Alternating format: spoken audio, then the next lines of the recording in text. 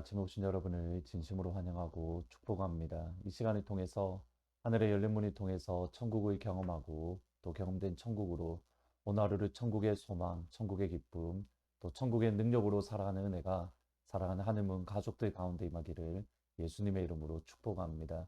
오늘은 룻기 4장 13절 한 절 말씀을 읽어 드리겠습니다. 이에 보아스가 룻을 맞이하여 아내로 삼고 그에게 들어갔더니 여호와께서 그에게 임신하게 하심으로 그가 아들을 낳은지라. 룻과 만난 보아스는 나오미의 고백대로 이 일, 곧 기업 무르는 일을 마치기 위해서는 결코 쉬지 않는 하나님의 성품을 닮은 것을 보게 됩니다. 다음 날 보아스보다 더 가까운 친족이 성문을 지나가는 것을 볼 때에 그를 불러서 다시 나오미의 기업을 회복해야 된다. 그렇게 권면했습니다. 여기 기업을 회복한다 또는 뭐 기업을 무른다라는 이 말은 나오미가 모압으로 떠나기 전에 가지고 있었던 하나님이 그의 가문에게 주셨던 그 땅에 대한 소유권, 그것을 다시 회복하는 것을 의미합니다. 이스라엘은 다른 나라와 다르게 독특한 토지법이 가지고 있습니다. 이스라엘의 모든 땅은 하나님께 속한 하나님의 땅으로 하나님께서 나에게 주신 땅이다. 이런 개념이 있습니다. 따라서 하나님께서 나에게 주신 땅을 다른 사람에게 팔수거나 또는 그 땅을 내가 살 수 있는 것이 아닙니다. 단지 땅에 대한 소유권이 아니라 그 땅에 대한 사용권을 내가 구입을 하는 겁니다. 만약 제가 형편이 어려우면 하나님이 저에게 주신 땅에 대한 그 소유권, 사용권을 그 사람에게 일정의 돈을 받고 넘겨주는 겁니다. 그리고 희년, 그러니까 50년마다 한 번씩 찾아오는 축제일이 되면 그 땅을 그 사용권조차도 다시 원주인에게 반납을 해야 되는 겁니다. 경제적으로 어려워서 땅의 사용권을 다른 사람에게 넘겨주었던 것을 다시 돈을 주고 되찾아오는 것, 그러니까 희년이 오기 전에 되찾아오는 것, 이것을 기업을 무른다, 이렇게 표현을 하는 겁니다. 사실 처음에는 그렇게 큰 문제가 없었습니다. 나오미에게 그리고 룻에게는 자녀가 없었기 때문입니다. 돈을 주고 그 땅에 대한 소유권을 나오미가 다시 회복하면 그들에게 자녀가 없기 때문에 그 땅이 이 기업 무르자 곧 이름이 밝혀지지 않은 보아스보다 가까운 친척에게 그 소유권 자체가 넘어가기 때문입니다. 그런데 룻과 결혼을 하게 되면 그 땅을 회복하고 그 땅이 룻의 자녀에게 그 땅의 소유권 주인이 넘어가기 때문에 이 사람은 돈을 잃을 수밖에 없는, 그가 가지고 있는 돈을 그냥 쓰기만 하지 그가 경제적인 이익을 얻을 수 있는 것이 전혀 없게 되는 겁니다. 따라서 보아스보다 가까웠던 친족은 기업 무르는 것을 나는 하지 않겠다, 이렇게 말한 겁니다. 반면에 보아스는 분명히 재산에 많은 손해가 있을 것을 알았지만 그 손해를 감수하고 룻과 결혼을 합니다. 단순히 재산의 손해만을 입은 것은 결코 아닙니다. 룻은 이방 여인, 모압 여인으로서 그와 결혼을 했을 때에 어쩌면 호세아처럼 사회적인 비난을 받을 수 있습니다. 적어도 보아스가 지금까지 쌓아 올렸던 영적인 영향력을 잃을 수 있는 위기 가운데에 있는 겁니다. 구약시대 때의 구약 율법이나 구약 선지서를 가만히 읽어보시면 하나님께서는 철저하게 이방 여인과의 결혼하는 것을 금지하셨습니다. 더군다나 룻은 모압 여인입니다. 모압과 관련해서 하나님께서 주신 중요한 명령이 있습니다. 신명기 23장 3절에 보시면 암몬 사람과 모압 사람은 여호와의 총회에 들어오지 못하리니 그들에게 속한 자는 10대뿐만 아니라 영원히 여호와의 총회에 들어오지 못하리라. 암몬 사람은 하나님의 총회, 곧 하나님의 백성이 될 수가 없습니다. 반면에 에돔 사람 또는 애굽 사람은 3대가 지난 후, 그러니까 출애굽 후에 3대가 지난 후에는 그들이 하나님의 백성들이 될 수가 있습니다. 룻은 하나님의 백성이 될 수 없는 10대가 되었든 20대가 지났든 상관없이 하나님의 백성이 될 수 없는 모압 사람입니다. 그런 룻과 보아스가 결혼을 한다면 지금까지 지역 사회에서 쌓아왔던 영향력, 사회적인 또는 영적인 영향력을 잃을 수 있습니다. 지금까지 하나님 말씀을 지키는 줄 알았는데 우리가 그 모습을 바라보며 존경했는데 그게 아니네. 하나님의 말씀에 의하면 모압 사람과 결혼하면 안 되는데 보아스가 모압 여인과 결혼을 했네. 하루아침에 명성을 잃을 수 있고 하루아침에 재산에 많은 것을 잃을 수 있는 각오를 하고 보아스는 룻과 결혼을 한 겁니다. 무엇 때문입니까? 보아스의 인해 헤세드 때문입니다. 2장 20절에 보시면 나오미가 자기 며느리에게 이르되 그가 여호와께로부터 복받기를 원하노라. 그가 살아있는 자와 죽은 자에게 은혜 베풀기를 그치지 않았다. 살아있는 자와 죽은 자에게 은혜 베풀기를 그치지 않았다. 여기 은혜라는 이 말이 히브리어로 헤세드 또는 뭐 다른 동일한 단어가 다른 곳에 사용되어질 때는 인애라는 말로 번역이 됩니다. 헤세드, 인애, 은혜 모두 다 하나님의 성품입니다. 보아스에게는 바로 하나님의 성품이 있었던 겁니다. 제가 이번 룻기를 통해서 끊임없이 말씀드리는 것 무엇인지 보이십니까? 하나님의 성품, 하나님의 눈, 하나님의 발, 하나님의 입술, 하나님의 마음을 가지고 룻을 바라보고 나오미를 바라보니 하나님의 그 마음으로 그들을 긍휼히 여기고 하나님의 손으로 그들을 섬기고 세워주는 자리. 그가 지금까지 쌓아왔던 명성과 재산을 잃더라도 룻을 보살피고 나오미를 세워주는 것. 이것이 하나님 아버지의 마음입니다. 하나님께서 하나님의 백성들을 구원하실 때에 여러분 기억하셔야 될 게 있습니다. 그냥 값없이 아무런 희생 없이 우리를 구원하신 것이 아닙니다. 저와 여러분은 원래 하나님의 소유였습니다. 그러나 아담과 하와가 죄를 지은 이후에 저와 여러분의 소유권이 바뀌었습니다. 하나님에서 죄에 속한 죄의 노예, 빛에서 어두움. 우리의 소유권은 죄에게 있었고 우리에 대한 소유권은 마귀에게 있습니다.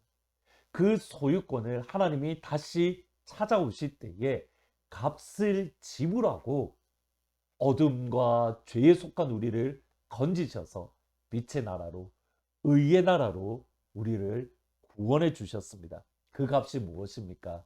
우리 주 예수 그리스도. 여러분 이것을 속량이라고 표현을 하는 겁니다. 갈라디아서 3장 13절을 보시면 그리스도께서 우리를 위하여 저주를 받은 바 되사 율법의 저주에서 우리를 속량하셨으니 기록된 바 나무에 달린 자마다 저주 아래 있는 자라 하였습니다.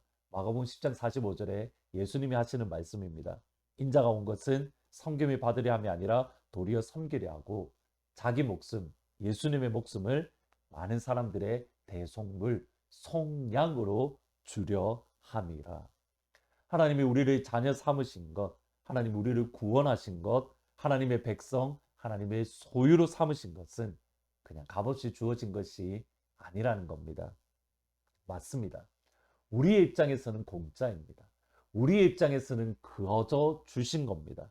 하나님께는 무엇과도 바꿀 수 없는, 무엇과도 비교할 수 없는 우리 예수님의 보혈을 주고 속량, 구원을 해 주신 겁니다. 무엇 때문입니까? 하나 때문입니다. 그냥 하나님의 사랑, 하나님의 인애, 하나님의 은혜, 하나님의 헤세드. 그냥 우리를 사랑하신 것, 그것이 전부입니다. 그 아버지의 사랑, 그 아버지의 인애, 그 아버지의 헤세드가 여러분의 심령 깊은 곳에 다시 한 번 더 새겨지고 경험한 바 되기를 주님의 이름으로 축복합니다. 따라서 룻기의 진짜 주인공은 누구냐면 다름 아닌 하나님이십니다. 여러분 룻기를 보시면 1장과 그러니까 서론격인 1장과 결론격인 4장에 하나님이 행하셨다는 것이 등장합니다. 각각 등장합니다. 1장에 보시면 1장 6절에 보면 그 여인이 모압 지방에서 여호와께서 자기 백성을 돌보시사 그들에게 양식을 주셨다 함을 듣고 하나님께서 기근으로 빈손이었던 이스라엘 백성들을 방문 돌보셔서 그들에게 양식을 주셨다. 빈손인 이스라엘 백성들에게 하나님이 풍성하게 채워주셨습니다. 4장 13절에 보시면 이에 보아스가 룻을 맞이하여 아내로 삼고 그에게 들어갔더니 그 다음이 중요합니다. 여호와께서 그에게 임신하게 하심으로 그가 아들을 낳았다. 나오미와 룻이 남편과 그 남편을 모두 잃고 나오미 같은 경우에는 아들까지 잃었을 때에 빈손이었을 때에 나오미에게 기업을 이을 자녀를 주신 분 하나님이십니다. 빈손을 채우시는 하나님. 그 하나님이 다름 아닌 우리의 하나님입니다. 우리 삶의 진짜 주인공은 누구이십니까? 하나님 아버지입니다. 우리를 통해서 그 진짜 주인공이신 하나님만 드러나고 그 하나님의 형상만이 성품만이 우리를 통해서 이 땅 가운데에 선포되어지는 우리를 통하여 하나님의 나라가 이루어지는 그 역사가 오늘 하루 여러분의 가운데 임하기를 주님의 이름으로 축원합니다. 말씀을 생각하면서 463장 신자 되기 원합니다. 같이 찬양하십니다. 신자 되기 원합니다. 진심으로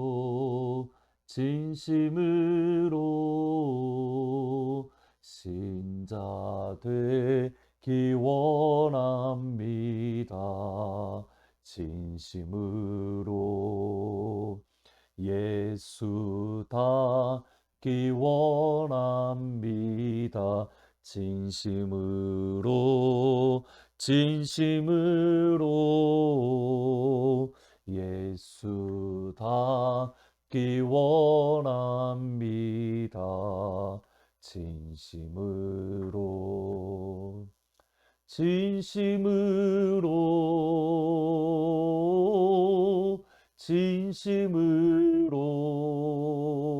진심으로 예수 닮기 원합니다.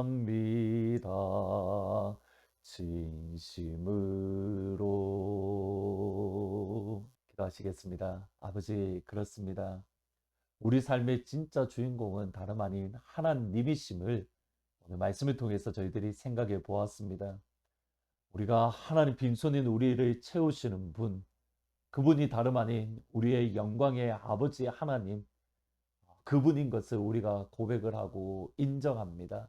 주님, 우리의 눈을 열어서 우리의 삶의 주인공이 다름 아닌 하나님이심을, 우리의 빈손을 채우시는 분이 다름 아닌 하나님이심을 우리가 바라보며 경험할 수 있도록 또 인정할 수 있도록 하나님 도와주세요.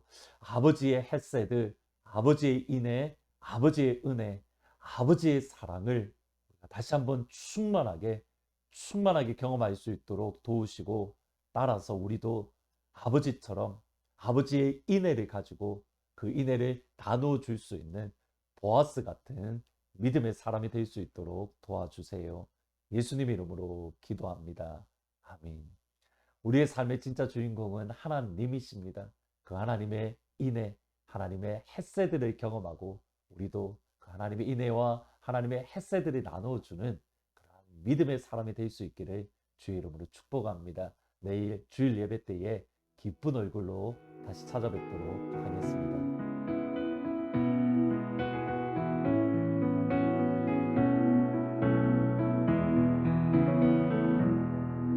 그 선하님의 고요히 감사하여 그 놀라운 평화를 누리며 나 그대들과 함께 걸어가네. 나 그대들과 아내를 여네. 지나가 넘을 어둠의 날들이 무겁게 내 영혼 짓눌러도 오 주여 우릴 외면치 마시고 약속의 구원을 이루소서. 그 선한 힘이 우릴 감싸시니 믿음으로 일어날 일 기대하네. 주 언제나 우리와 함께 계셔. 하루 또 하루가 늘 새로워. 주께서 밝히신 작은 촛불이 어둠을 헤치고 타오르네. 그 빛에 우리 모두 하나 되어 온 누리에 비추게 하소서. 그 선한 힘이 우릴 감싸시니 믿음으로 일어날 일 기대하네. 주 언제나 우리와 함께 계셔. 하루 또 하루가 늘 새로워. 이 고요함이 깊이 번져갈 때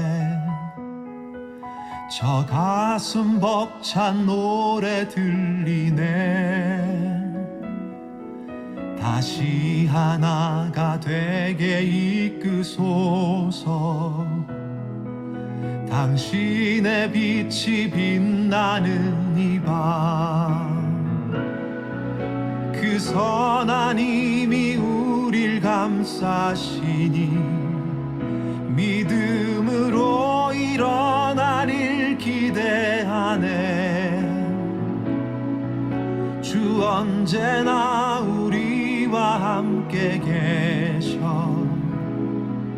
하루 또 하루가 늘 새로워.